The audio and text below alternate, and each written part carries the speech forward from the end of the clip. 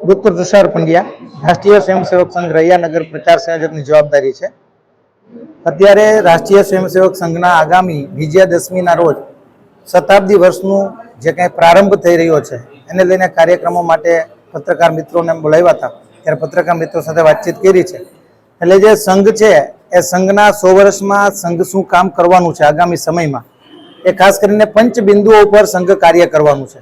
એ પંચ પરિવર્તન માટે સંઘ કામ કરવાનું છે. એમાં આગામી સમયમાં સામાજિક સમરસતા એક બિંદુ છે, બીજું બિંદુ છે નાગરિક કર્તવ્ય, ત્રીજું બિંદુ છે કુટુંબ પ્રબોધન, ચોથું બિંદુ છે એની અંદર પંચ પરિવર્તનની અંદર ચોથું બિંદુ જે છે એ સાથે સાથે કુટુંબ પ્રબોધન છે, પછી પર્યાવરણ સંરક્ષણ છે, અને એની સાથે જે છેલ્લી વાત છે સ્વદેશી. આ પંચ બિંદુઓ ઉપર સંઘ 1 વર્ષ દરમિયાન સ્વયંસેવકો દરેક ઘરનો પરિવારનો સંપર્ક કરશે, લોકોને પંચ બિંદુ ઉપર સમજાવશે.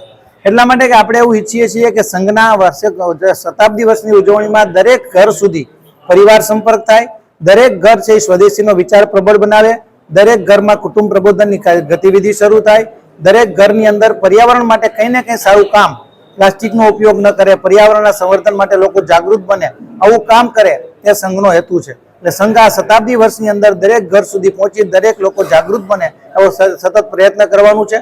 અને આમાં સમાજનો સહયોગની અપેક્ષા છે. દરેક વ્યક્તિ છે એ સંઘના કાર્યક્રમો સાથે જોડાય અને વ્યક્તિ નિર્માણથી રાષ્ટ્ર નિર્માણ થાય અને આપણે સૌ ભારતને શ્રેષ્ઠ બનાવીએ એના માટે સંઘ સતત પ્રયત્નશીલ છે.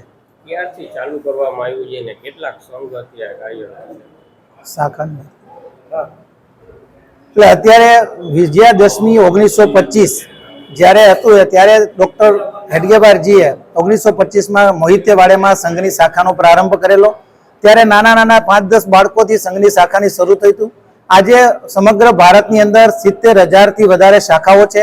સાપ્તાહિક મિલનો ચાલે છે, માસિક મિલનો ચાલે છે, બાળ સંસ્કાર કેન્દ્રો ચાલે છે, સંઘની અનેક ગતિવિધિઓ ચાલે છે. અને સંઘની સાથે આજે ભારતની અંદર મહત્તમ લોકો જોડાયેલા છે.